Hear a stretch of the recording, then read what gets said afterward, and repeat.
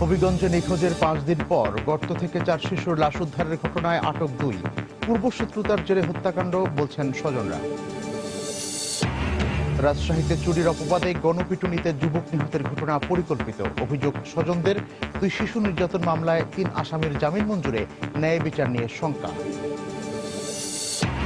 ATM card জালিয়াতিতে এক বিদেশি সহ জড়িত 3 জন শনাক্ত।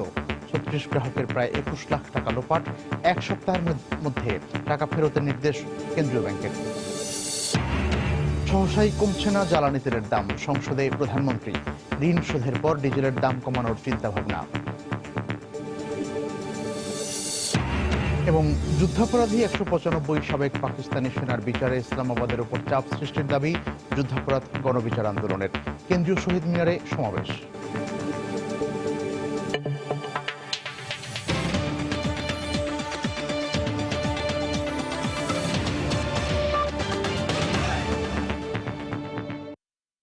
প্রবাসের সময় সঙ্গে আছি আমি মিজানুর রহমান কবির। হবিগঞ্জের বাহুবল থেকে 4 শিশুর লাশ উদ্ধারের ঘটনায় জড়িত সন্দেহে আব্দুল আলী ও জুয়েল নামে 2 জনকে আটক করেছে পুলিশ। এর আগে বুধবার সকালে বাহুবল থেকে নিখোঁজের 5 দিন পর 4 শিশুর লাশ উদ্ধার করা হয়। বাহুবলের সুন্দ্রাটিকি গ্রাম থেকে শুক্রবার নিখোঁজ হয় তারা। এই ঘটনায় অভিযোগের আঙুল এলাকার পঞ্চায়েত প্রধানের দিকে। বিস্তারিত জানাচ্ছেন আব্দুল আহাদ। সুন্দারটিকি গ্রামের কুমারহাটে বালুর গর্তে 4 শিশুর লাশ দেখতে পায় এলাকাবাসী। খবর পেয়ে স্বজনরা গিয়ে লাশ 4টি শনাক্ত করে। স্বজনরা জানায়, গত শুক্রবার খেলতে গিয়ে নিখোঁজ হওয়ার পর এলাকায় মাইকিং করা হয়। পরে স্বজনদের পক্ষ থেকে একটি সাধারণ ডায়েরি করা হয় বাহুবল থানায়। দুপুরে খাইয়া খেলানিত গেছে, খেলানি থেকে তার খোঁজ নাই। সন্ধ্যা পরে খোঁজ করছি, এরপরে তার নিখোঁজ নাই নাই নাই। আর কি তা হইতাম না, ঘুরতে হওয়ার নাই। আমরা বিচার চাই, আর ঘুরতে যাই না। ওরা শুক্রবার দিন বিকেলে 3টার দিকে খেলতে বাইরেছে, আর ঘরে ফিরে নাই। এই ঘটনায় অভিযোগের তীর এলাকার পঞ্চায়েত প্রধান আব্দুল আলীর দিকে। এলাকাবাসীও জানায়, আব্দুল আলী নানা অপরাধের সাথে জড়িত। খুব খারাপ লোক, এ ডাকাইত, তার ফুলাবানো ডাকাইত। এই কদিন আগে একটা বিল্ডিং ডাকাত দিয়েছে, তার উপরে মামলা আছে 5টা। কিছুদিন আগে আমরা গ্রামের 8 পঞ্চায়েতের মধ্যে 7 পঞ্চায়েত এক হইয়া তারে আলাদা করা হয়েছে। আব্দুল আলী বাগাল নামে উনি পরিচিত এলাকার মধ্যে। অভিযোগের বিষয়টি খতিয়ে দেখছে পুলিশ। 4টা লাশ পাইলাম মাটিতে চাপা দেওয়া। কিরকম লাশের লাশ আছে এখন অবস্থা। তবে অপরাধী সম্পর্কে কোনো ধরনের তথ্য দিতে পারলে 1 লাখ টাকা পুরস্কারের ঘোষণা দিয়েছেন সিলেটের ডিআইজি। তাদেরকে আইনের আওতায় আনা আমাদের পুলিশের দায়িত্ব। আমি ডিআইজি রেঞ্জ হিসাবে একটি ঘোষণা দিতে চাই, যারা হত্যাকাণ্ড ঘটিয়েছে তাদেরকে যদি কেউ ধরিয়ে দিতে পারেন, তথ্য দিতে পারেন, 1 লক্ষ টাকা পুরস্কার ঘোষণা করা হবে। আব্দুল আহাদ, সবুজ সংবাদ, বাহুবল, হবিগঞ্জ। গত 4 বছরে নির্মম হত্যাকাণ্ডের শিকার হয়েছে 1000-এরও বেশি শিশু, আর ধর্ষণের শিকার হাজার ছুঁই ছুঁই।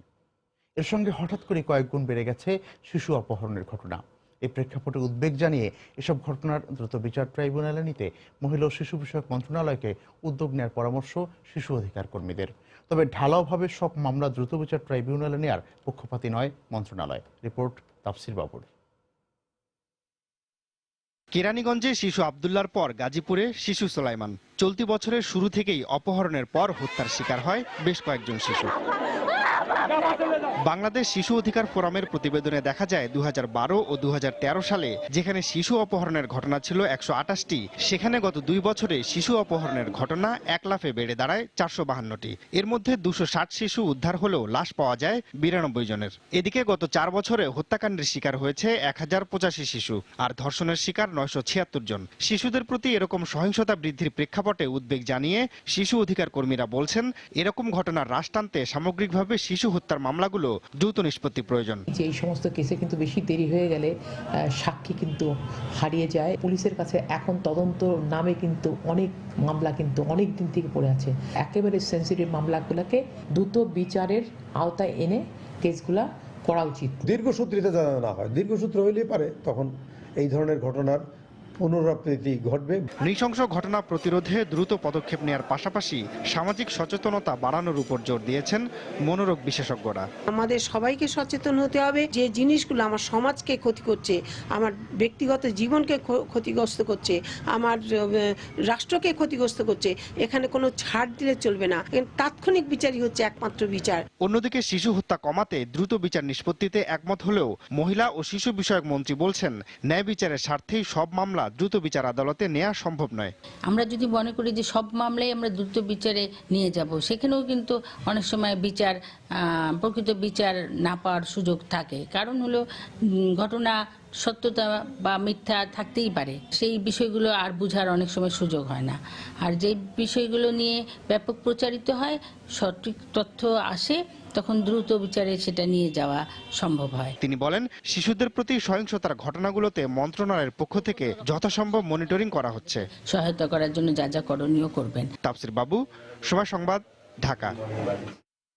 কার্ড জালিয়াতির মাধ্যমে এটিএম থেকে টাকা তুলে নেওয়ার ঘটনায় কয়েকজন বিদেশি নাগরিককে নজরদারিতে রাখা হয়েছে। বুধবার দুপুরে ডিএমপি মিডিয়া সেন্টারের সংবাদ সম্মেলনে একথা জানানো হয়। সাইবার অপরাধ বিশেষজ্ঞরা বলছেন, এটিএম বুথে কার্ডের প্রবেশমুখ প্রয়োজনের চেয়ে বড় হয় স্কিমিং ডিভাইস বসিয়ে টাকা হাতিয়ে নেওয়া সম্ভব হয়েছে। রিপোর্ট খান মোহাম্মদ রুমেলের। 6 থেকে 12 ফেব্রুয়ারির মধ্যে রাজধানীর গুলশান, বনানী ও মিরপুরের কালচি এলাকায় ইস্টার্ন, ইউনাইটেড কমার্শিয়াল ও সিটি ব্যাংকের 4টি বুথে স্কিমিং ডিভাইস বসিয়ে কার্ড জালিয়াতি ও পরে গ্রাহকের অজান্তে টাকা তুলে নেওয়ার ঘটনা ঘটে। 2টি ব্যাংকের নিরাপত্তা ক্যামেরার ফুটেজ সংগ্রহ করেছে সময় সংবাদ। এর মধ্যে ইউনাইটেড কমার্শিয়াল ব্যাংক ইউসিবির বনানী বুথের ফুটেজে দেখা যায় 7 ফেব্রুয়ারি সকাল 10:42 বুথে প্রবেশ করে এক ব্যক্তি। মাত্র 2 মিনিট সময় নিয়ে স্কিমিং ডিভাইস বসিয়ে বের হয়ে যায় সে। এর কয়েক ঘন্টা পর এসে ডিভাইসটি খুলে নেয়। পরের দিন বিকেল 5:20 থেকে রাত 11:15 পর্যন্ত 3 বার বুথে প্রবেশ করে টাকা তুলে নেয় একই ব্যক্তি। তবে এদিন তার পরনে ছিল ভিন্ন রঙের পোশাক। আর এসব ঘটনায় পল্লবী থানায় সিটি ব্যাংক এবং বনানী থানায় ইউসিবি মামলা করে। বর্তমানে মামলাগুলো তদন্ত করছে গোয়েন্দা পুলিশ। গোয়েন্দা কর্মকর্তারা বলছেন, এরই মধ্যে কয়েকজনকে শনাক্ত করেছেন তারা। 4-5 জনকে আমরা শনাক্ত করেছি, যাদের ভিতরে যেহেতু এটা বিদেশি, ছবিগুলো আরেকটু স্পষ্ট করে যখন আমরা পুরোপুরি নিশ্চিত হব যে এই ব্যক্তি সেই ব্যক্তি, তখন তাকে আমরা আইনের আওতায় নিয়ে আসবো।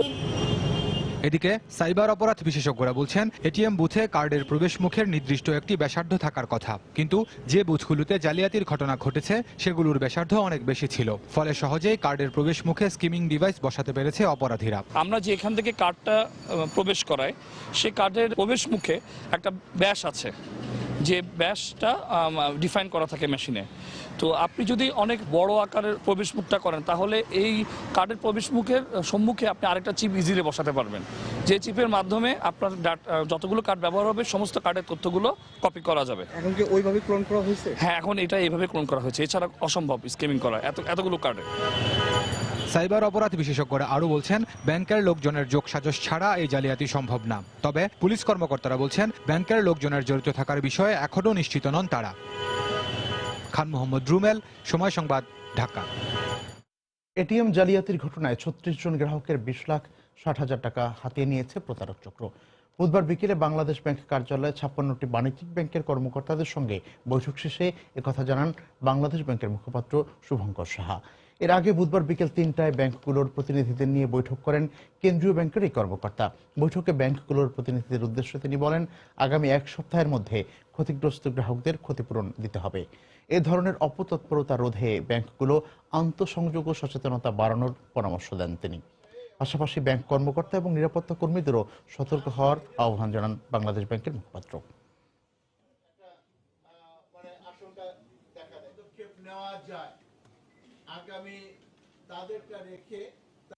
যে 36 জন গ্রাহকের অর্থ এইভাবে হাতিয়ে নেওয়া হয়েছে অপতৎপরতাকারীগণ, তাদের প্রত্যেকের টাকাই ফেরত পাবেন তারা।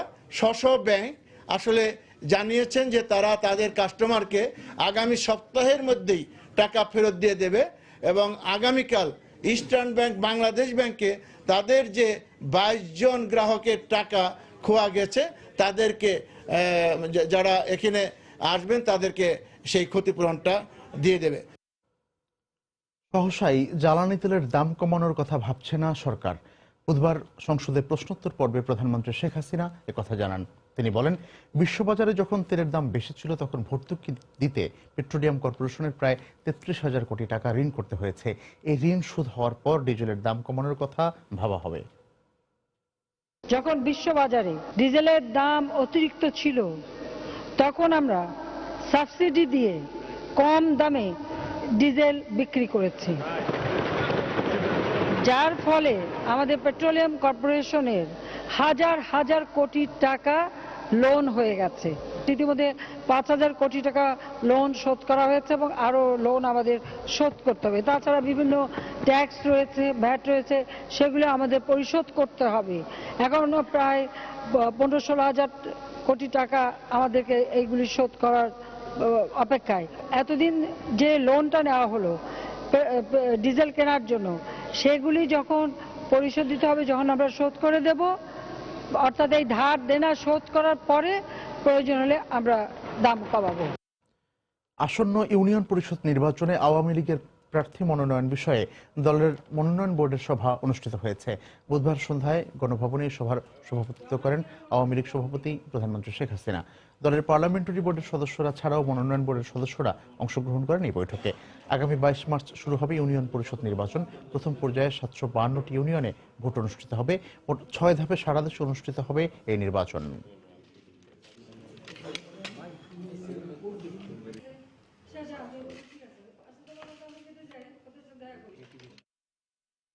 বিএনপি চেয়ারপারসন বেগম খালেদা জিয়ার সাথে সাক্ষাৎ করেছেন বাংলাদেশে নিযুক্ত কুয়েতের রাষ্ট্রদূত আদেল মোহাম্মদ এইচ হায়াত। বুধবার রাত 8টায় বিএনপি চেয়ারপারসনের গুলশান কার্যালয়ে সাক্ষাৎ অনুষ্ঠিত হয়। প্রায় 1 ঘণ্টাব্যাপী বৈঠকে কুয়েতের 3 সদস্যের একটি প্রতিনিধি দল অংশগ্রহণ করেন। এ সময় বিএনপির ভারপ্রাপ্ত মহাসচিব মির্জা ফখরুল ইসলাম আলমগীর সহ দলটির কয়েকজন নেতা উপস্থিত ছিলেন। এতে দুই দেশের স্বার্থ সংশ্লিষ্ট বিষয় নিয়ে আলাপ হয়েছে বলে জানিয়েছেন বৈঠকে অংশ নেওয়া বিএনপি নেতারা। এছাড়া বৈঠকে দেশের বর্তমান রাজনৈতিক বিষয় ও সমসাময়িক বিভিন্ন ইস্যু নিয়ে আলোচনা হয়েছে বলে তারা জানান। তবে এই বিষয়ে বিএনপি ও কুয়েত রাষ্ট্রদূতের পক্ষ থেকে গণমাধ্যমের সামনে কেউই কথা বলেননি।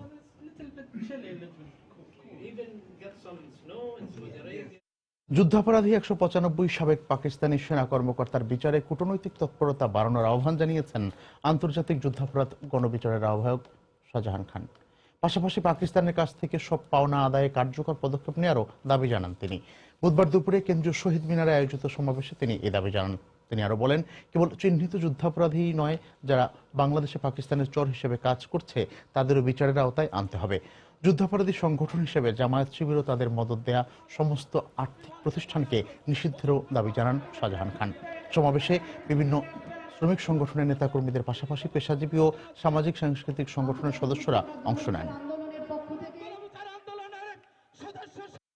আমাদের যে সম্পদ পাকিস্তানের কাছে আছে সেই সম্পদ ফিরিয়ে আনতে হবে। আমাদের লক্ষ্য হলো এই বাংলাদেশে যারা পাকিস্তানের চর হিসেবে কাজ করছে, জামাত শিবির, রাজাকার, আলবদর এবং তারই সহযোগী বিএনপি, বেগম খালেদা জিয়া সহ যারা আজকে এই বাংলাদেশের স্বাধীনতাকে নস্যাৎ করার জন্য ষড়যন্ত্র পাকাচ্ছে, অর্থনীতিকে ধ্বংস করার জন্য ষড়যন্ত্র পাকাচ্ছে। আমাদের দাবি 195 জন নয়, যত অপরাধী আছে তাদের বিচার করব। প্রবাসের সময়ে আরো থাকছে, ঋণ কেলেঙ্কারির মামলায় হলমার্কের চেয়ারম্যান জেসমিন এবং এমডি তানভীর সহ 19 জনের বিচার শুরু। 3রা মার্চ সাক্ষ্য গ্রহণ।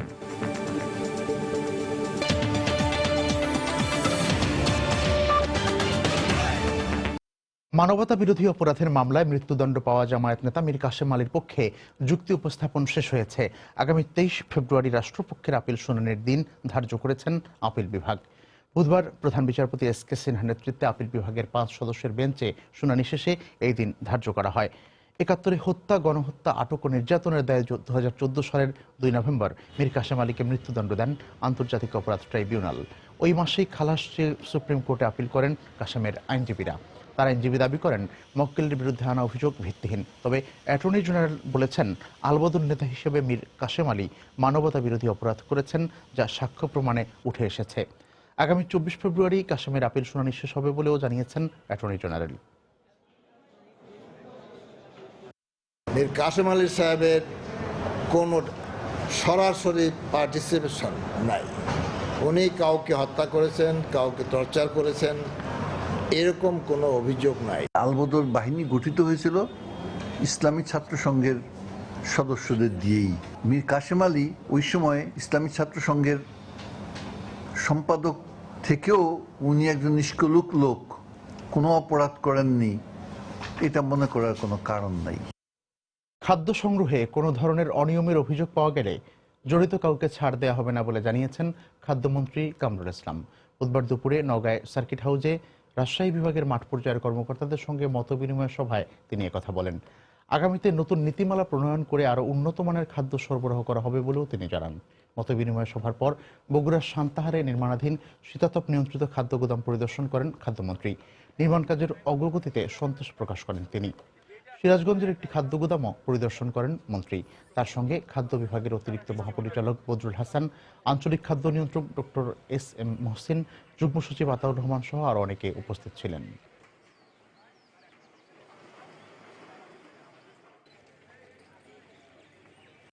সরকারি গুদামে মজুত আছে প্রায় 15 লক্ষ মেট্রিক টন খাদ্যশস্য।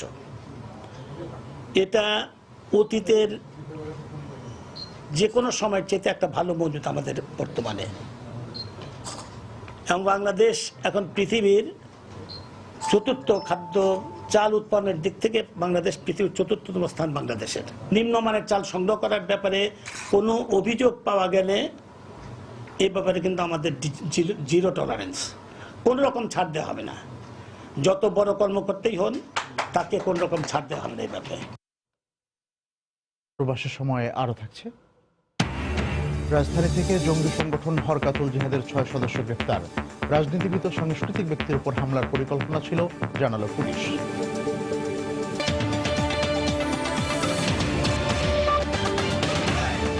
রাজশাহীর পবায় 2 শিশু নির্যাতন মামলায় 3 আসামির জামিন মঞ্জুর করেছেন আদালত।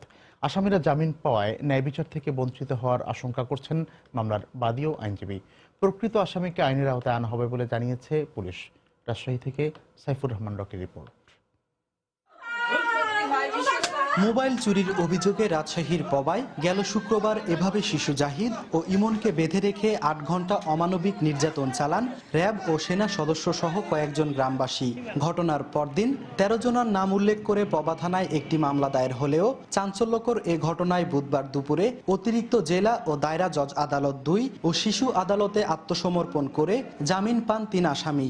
যে নির্যাতনটা চালিয়েছিল তাকে ওখানে হবে 324-এর ধারা, 324 না দিয়ে 323-এ দিয়েছে। আমরা আগামীতে অপহরণের ধারা এই মামলাতে সংযুক্ত হবে এবং আজকের আদেশের বিরুদ্ধে আমরা উচ্চ আদালতে রিভিশন দায়ের করব। এদিকে আসামিরা জামিন পাওয়ায় ন্যায় বিচার থেকে বঞ্চিত হয়েছেন বলে অভিযোগ মামলার বাদীর। ওরা শাস্তি দিয়েছে আমার ছেলের জন্য, ওদের জন্য কি শাস্তি ব্যবস্থা করলো? আসামে কিছুর ভাবে তারা জামিন নিয়ে বাড়ি চলে যাচ্ছে। আমার ছেলের সুস্থ বিচার আপনাদের কাছে একটা চাই। অন্যদিকে আসামিদের বিরুদ্ধে প্রচলিত ধারায় প্রতিবেদন দেয়া হয়েছে বলে জানিয়েছে পুলিশ। যারা যারা মামলা হওয়ার পরবর্তীতেই বা তার আগেই পালিয়েছে, তারা মানে সাবসিকুয়েন্ট কন্ডাক্ট বলে, তারা গিলটি, তো সেই হিসাবেই পালিয়েছে। তো তাদেরকে আমরা অ্যারেস্ট করার চেষ্টা করব, অ্যারেস্ট করার চেষ্টা চলছে। এ ঘটনার প্রধান 2 আসামি নাসির ও সাগর আইন শৃঙ্খলা রক্ষাকারী বাহিনীর সদস্য হওয়ায় তাদের বিরুদ্ধে বিভাগীয় ব্যবস্থা নেয়ার সুপারিশ করেছে পুলিশ। সাইফুর রহমান রকি, সময় সংবাদ, রাজশাহী। এদিকে এই ঘটনায় বুধবার রাতে আরও 1 আসামিকে গ্রেফতার করেছে পুলিশ। রাজশাহীর পবায় চুরির অপবাদে নির্মম নির্যাতন চালিয়ে হাসানকে পরিকল্পিতভাবে হত্যা করা হয়েছে বলে অভিযোগ করেছেন স্বজন ও এলাকাবাসী। এ ঘটনায় নিহতের বাবা 25 জনকে আসামি করে মামলা করেছেন। আর এই ঘটনায় জড়িতদের আইনের আওতায় আনা হবে বলে জানিয়েছে পুলিশ। রিপোর্ট রাকিবুল হাসানের। নারী ছেড়ে ধনকে হারিয়ে এভাবেই আর্তনাদ করছিলেন মা সমীরণ বেগম। গত সোমবার রাতে রাজশাহীর পবা উপজেলার বাকশোল গ্রামে একটি মুদি দোকানের তালা ভাঙার অভিযোগে হাসানকে আটক করে স্থানীয়রা। তাকে তুলে দেওয়া হয় গ্রাম পুলিশের হাতে। পরে একটি ক্লাব ঘরে আটকে রেখে রাতভর নির্মম নির্যাতন চালানো হয়। মঙ্গলবার সকালে গুরুতর আহত অবস্থায় হাসপাতালে নেওয়ার পথে মৃত্যু হয় তার। স্বজনদের অভিযোগ, চুরির নামে হাসানকে পরিকল্পিতভাবে হত্যা করা হয়েছে। এক গ্রাম পুলিশ সদস্যও এমন দাবি করেছেন। আমার স্বামীকে সন্দেহমূলক আমার স্বামী কোনো অন্যায় করেনি, কোনো ধরনের অন্যায় করেনি, তাও আমার স্বামীকে পরিকল্পিতভাবে মেরেছে। সন্দেহমূলক মারা হয়েছে। দোকান চুরি হয়নি, দোকানদারও বলেছে কি আমার দোকান চুরি হয়নি, তালা খুলছিল। পরে কল্পনা করে মারা পিটা হয়েছে। পরবর্তীতে আমি শুনেছি যে একরামুল আসছে এখানে নাকি থাপ্পড় টাপড় মেরেছে। এই ঘটনায় জড়িতদের শাস্তি দাবি করেছেন স্বজন ও এলাকাবাসী। যারা মারিছে ওর কাজেন ধরার এবং ওর কাজেন শাস্তি দেয়, যে আমরা বিচার চাই, কিছু নাই। আমার ভুইপুরে একটাই সন্তান। হত্যার ঘটনায় হাসানের বাবা বাদী হয়ে পবা থানায় 25 জনকে আসামি করে একটি মামলা করেন। চৌকিদার এবং দফাদার যার হাতে তাকে হ্যান্ডওভার করা হয়েছিল মর্মে শোনা যাচ্ছে, তাকে পেলেই মামলাটার মূল রহস্য উদ্ঘাটন হবে। আমরা তাকে খুঁজতেছি, তাকে পাওয়া মাত্র যারা এই মার্ডারের সাথে জড়িত বা এই হত্যার সাথে জড়িত সবাইকে আইনের আওতায় আনবো, ন্যায় বিচার নিশ্চিত করা হবে। নিহত হাসানের লাশ ময়নাতদন্ত শেষে মঙ্গলবার রাতে দর্শনপাড়া গ্রামের পারিবারিক কবরস্থানে দাফন করা হয়। রাকিবুল হাসান, সময় সংবাদ, রাজশাহী। আসন্ন ইউনিয়ন পরিষদ নির্বাচনে সেনা মোতায়েনের কোনো পরিকল্পনা নেই বলে জানিয়েছেন নির্বাচন কমিশনার মোহাম্মদ শাহনেওয়াজ। বুধবার দুপুরে কমিশন কার্যালয়ে সাংবাদিকদের তিনি জানান, আইন শৃঙ্খলা নিয়ন্ত্রণে পুলিশের পাশাপাশি মাঠে থাকবে র্যাব, আনসার ভিডিপি, বিজিবি ও কোস্টগার্ড। বড় ধরনের কোনো দুর্ঘটনা ঘটবে এই চিন্তা আমরা করছি না, অথবা কোনো সম্প্রীতি নষ্ট হবে সেই চিন্তা করছি না। কারণ সেনাবাহিনীকে চট করেই নিয়ে আসার কোনো কারণ আমি দেখছি না। তবে সব সিদ্ধান্তই নির্ভর করবে আমাদের কমিশন মিটিংয়ের পর। যখন কমিশন মিটিং হবে তখনই এই সিদ্ধান্তটা চূড়ান্ত হবে। তো স্বাভাবিক অবস্থায় সেনা মোতায়েনের কোনো কারণ আমি দেখি না, সেই ধরনের কোনো অবস্থা বিরাজ করছে না। সরকার নির্বাচন কমিশন সহ সব গণতান্ত্রিক প্রতিষ্ঠানকে ধ্বংস করেছে বলে মন্তব্য করেছেন বিএনপির ভারপ্রাপ্ত মহাসচিব মির্জা ফখরুল ইসলাম আলমগীর। তিনি বলেন, বর্তমান সরকারের অধীনে সুষ্ঠু নির্বাচন সম্ভব নয়, তা জনগণের সামনে পরিষ্কার করতে ইউপি নির্বাচনে অংশ নিচ্ছে বিএনপি। বুধবার সকালে ঢাকা রিপোর্টার্স ইউনিটি মিলনায়তনে এক প্রতিবাদ সভায় তিনি বক্তব্য রাখেন। নির্বাচন কমিশনকে সম্পূর্ণভাবে নিজেদের একটা বসংবদ্ধ প্রতিষ্ঠানে পরিণত করেছেন, প্রশাসনকে সম্পূর্ণভাবে দলীয়করণ করেছেন, এমনকি বিচার বিভাগকে পর্যন্ত আপনারা দলীয়করণ করার চেষ্টা করছেন এবং তাকে নিয়ন্ত্রণ করার চেষ্টা করছেন। আসন্ন ইউনিয়ন পরিষদ নির্বাচন আসছে, আমরা জানি এখানে কি হবে। এই নির্বাচনেও তারা তাদের মতো করে তারা প্রশাসনকে ব্যবহার করে ওই সিল টিল মিলিটারি সব নিয়ে চলে আগের রাত্রি সব বাক্স বোঝা রাখবে। তারপরে আমরা নির্বাচনে যাচ্ছি। জনগণ আরো ভালো করে দেখুক যে এদের অধীনে নির্বাচন সুষ্ঠু হয় কি হয় না। আওয়ামী লীগের যুগ্ম সাধারণ সম্পাদক মাহবুবুল আলম হানিফ বলেছেন, দল করতে হলে নেতাকর্মীদের অবশ্যই সিদ্ধান্ত মেনে চলতে হবে।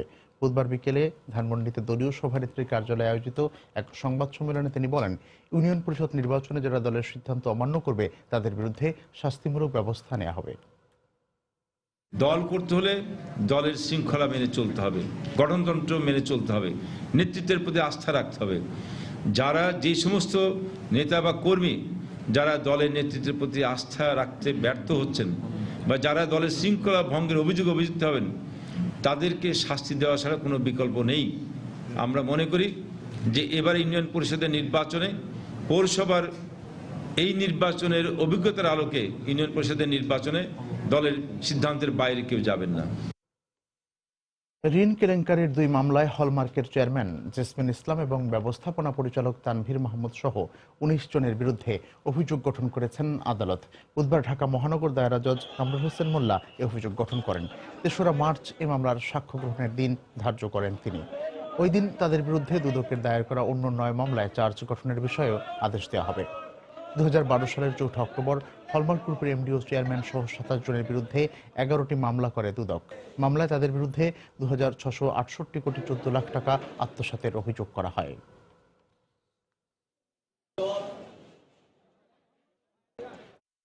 এবার প্রবাসের খবর। 5 বছরেরও বেশি সময় ধরে পশ্চিমবঙ্গে বসবাস করা বাংলাদেশিদের ভারতের নাগরিকত্ব প্রদানের বিষয়টি রাজ্যের মন্ত্রিসভায় উত্থাপন করা হয়েছে। বুধবার মন্ত্রিসভার বৈঠকের পর মুখ্যমন্ত্রী মমতা ব্যানার্জি এ বিষয়ে সাংবাদিকদের অবহিত করেন। নাগরিকত্ব প্রদানের বিষয়টি কেন্দ্রীয় সরকারের হাতে থাকায় এ বিষয়ে কেন্দ্রকে সুপারিশের বিষয়ে আলোচনা হয়েছে বলে তিনি জানিয়েছেন। আজকে আমরা কতগুলো সিদ্ধান্ত নিয়েছি, যেটা হচ্ছে বাংলাদেশের সিটিজেনশিপের ব্যাপারে। এটা এখন কেন্দ্রের হাতে, আইনটা আমাদের হাতে নেই। বাংলাদেশের যারা সিটিজেনশিপ পাওয়ার অধিকারী এবং যারা 5 বছরের বেশি বেঙ্গলে আছে, সেটা আমরা বলছি আমাদের ডিএমদের অথরাইজ করে দেওয়া হোক, কারণ তাদের সিটিজেনশিপ কার্ডটা আমরা দিয়ে দিতে চাই। গোপন বৈঠকের সময় রাজধানী থেকে জঙ্গি সংগঠন হরকাতুল জিহাদের 6 সদস্যকে গ্রেফতার করেছে পুলিশ। মঙ্গলবার রাতে অভিযান চালিয়ে তাদের গ্রেফতার করা হয়। তাদের কাছ থেকে উগ্রবাদী বই, নোট, লিফলেট সহ একটি ল্যাপটপ উদ্ধার করা হয়। পুলিশ জানায়, গতকাল সন্ধ্যায় পুরান ঢাকার জিন্দাবাহারে একটি পার্ক থেকে কুষ্টিয়া অঞ্চলের ফৌজি কমান্ডার সাজ্জাদুল আলম মুক্তি সহ 4 জনকে গ্রেপ্তার করা হয়। পরে তাদের দেওয়া তথ্যের ভিত্তিতে রাতেই উত্তরার মাস্কট প্লাজা থেকে ফৌজির আরও 2 সদস্যকে আটক করা হয়। এ বিষয়ে ব্রিফিংয়ে পুলিশ জানায়, ঢাকা সহ দেশের বিভিন্ন স্থানে প্রগতিশীল রাজনৈতিক ব্যক্তিত্ব ও সাংস্কৃতিক ব্যক্তির উপর হামলার পরিকল্পনা করছিল জঙ্গি সংগঠনের এই সদস্যরা।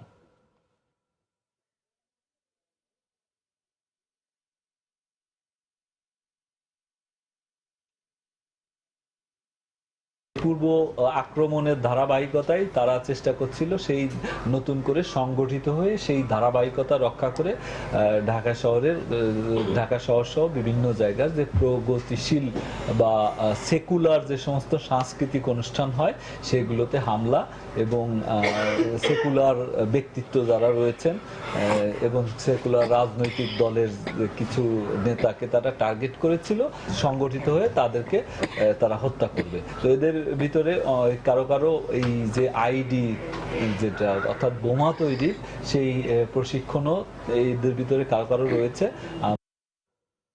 রাজধানীর মালিবাগের ডিআইটি রোড এলাকা থেকে আমেরিকান বাংলাদেশ বিশ্ববিদ্যালয়ের বিপুল পরিমাণ ভুয়া সার্টিফিকেট সহ 2 জনকে গ্রেপ্তার করেছে র্যাব। বুধবার বিকেলে এক অভিযান চালিয়ে 112টি জাল সনদ, নম্বরপত্র ও প্রশংসাপত্র সহ সনদ তৈরির বিভিন্ন সরঞ্জাম আটক করা হয়।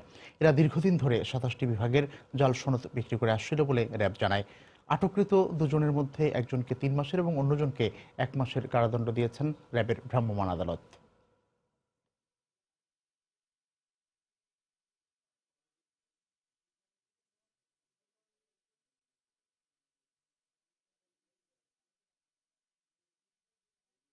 তারা আসলে এখানে ছাত্র ভর্তি না করে তাদের টাকার বিনিময়ে শুধু সার্টিফিকেট সেল করতো, বিভিন্ন honours certificate, MBA certificate sell বিক্রি করতো। এখানে আমরা পেয়েছি যে 10 থেকে 20,000 টাকা পর্যন্ত যার কাছ থেকে নিতে পারে সেই হিসেবে তারা আসলে এই সার্টিফিকেটগুলো সেল করতো। কয়টা সার্টিফিকেট আমরা এখানে 112টা সার্টিফিকেট পেয়েছি, জাল সার্টিফিকেট বা ভুয়া সার্টিফিকেট পেয়েছি, যাদের কোনো স্টুডেন্ট হিসেবে যাদের কোনো রেকর্ড বা কোনো কিছু এখানে নেই। স্বাধীনতা চিকিৎসক পরিষদের মহাসচিব নির্বাচিত হয় ডক্টর এম এ আজিজকে গণসংবর্ধনা দিয়েছে ময়মনসিংহের নাগরিক সমাজ। বুধবার বিকেলে শহরের শম্ভুগঞ্জ মোড় এলাকায় গণসমাবেশে তাকে ফুলের তোড়া দিয়ে বরণ করে নেন বিভিন্ন সংগঠনের নেতারা। এ সময় চর ঈশ্বরদীয় ইউনিয়ন পরিষদের চেয়ারম্যান মোর্শেদুল আলম জাহাঙ্গীর, বিএমএ ময়মনসিংহ জেলা শাখা সভাপতি ডাক্তার রফিকুল ইসলাম ও সাধারণ সম্পাদক ডাক্তার মতিউর রহমান সহ বিভিন্ন রাজনৈতিক, সামাজিক ও সাংস্কৃতিক সংগঠনের নেতাকর্মীরা উপস্থিত ছিলেন।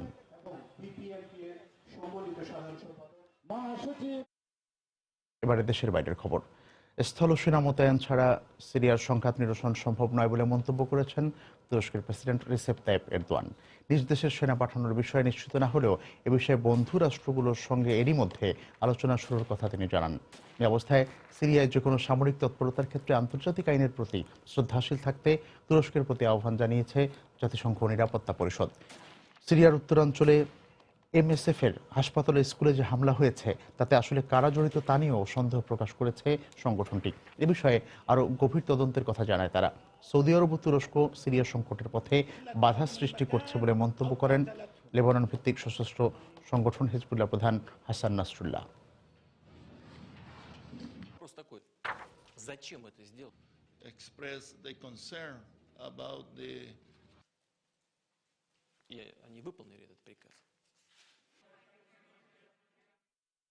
তুরস্কের রাজধানী আঙ্কারায় শক্তিশালী বোমার বিস্ফোরণে অন্তত 18 জন নিহত ও 45 জন আহত হয়েছেন। দেশটির সামরিক কর্মকর্তার বরাতে BBC ও রয়টার্স জানায়, বুধবার সন্ধ্যায় পার্লামেন্ট ও সামরিক সদর দপ্তরের কাছে দিয়ে যাওয়ার সময় সেনাবাহিনীর গাড়ি লক্ষ্য করে হামলা চালানো হয়। সামাজিক যোগাযোগ মাধ্যমে প্রকাশিত ছবিতে বিস্ফোরণের পরপর ঘটনাস্থল থেকে ব্যাপক ধোঁয়া উঠতে দেখা যায়। ক্ষমতাসীন AK পার্টির একজন মুখপাত্র হামলাকে সন্ত্রাসী কর্মকাণ্ড ও গাড়ি বোমা বলে অভিহিত করলেও তুরস্কের প্রধানমন্ত্রী বিষয়টি তদন্তাধীন রয়েছে বলে জানিয়েছেন। গেল কয়েক মাসে আঙ্কারায় এটি চতুর্থবারের মতো বোমা বিস্ফোরণের ঘটনা। তাৎক্ষণিকভাবে কেউ এ হামলার দায় স্বীকার করেনি।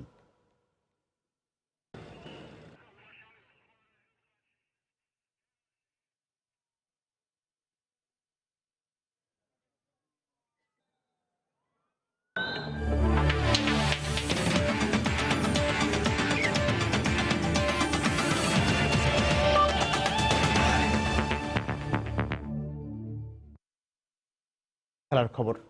বাংলাদেশ সুপার লিগকে সামনে রেখে ভেন্যু পরিদর্শন শুরু করেছে স্বত্বাধিকারী সাইফ পাওয়ারটেক।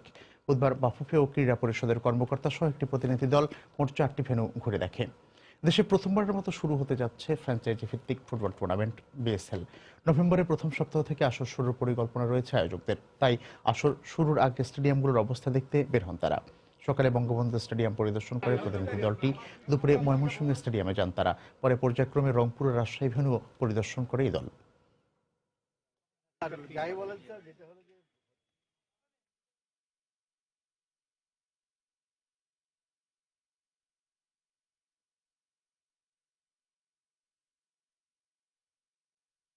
এ পর্যায়ে শীর্ষ সংবাদগুলো জানিয়ে দিচ্ছি আরেকবার। হবিগঞ্জে নিখোঁজের 5 দিন পর গর্ত থেকে 4 শিশুর লাশ উদ্ধারের ঘটনায় আটক 2, পূর্বশত্রুতার জেরে হত্যাকাণ্ড বলছেন স্বজনরা। রাজশাহীতে চুরির অপবাদে গণপিটুনিতে যুবক নিহতের ঘটনা পরিকল্পিত, অভিযোগ স্বজনদের। 2 শিশু নির্যাতন মামলায় 3 আসামির জামিন মঞ্জুরে ন্যায় বিচার নিয়ে শঙ্কা। এটিএম কার্ড জালিয়াতিতে এক বিদেশি সহ জড়িত 3 জন শনাক্ত। 36 গ্রাহকের প্রায় 21 লাখ টাকা লোপাট, 1 সপ্তাহের মধ্যে টাকা ফেরতের নির্দেশ কেন্দ্রীয় ব্যাংকের। সহসাই কমছে না জ্বালানি তেলের দাম, সংসদে প্রধানমন্ত্রী। ঋণ শোধের পর ডিজেলের দাম কমানোর চিন্তাভাবনা। এবং যুদ্ধাপরাধী 195 সাবেক পাকিস্তানি সেনার বিচারে ইসলামাবাদের উপর চাপ সৃষ্টির দাবি যুদ্ধাপরাধ গণবিচার আন্দোলনের। কেন্দ্রীয় শহীদ মিনারে সমাবেশ। এই ছিল প্রবাসী সময়।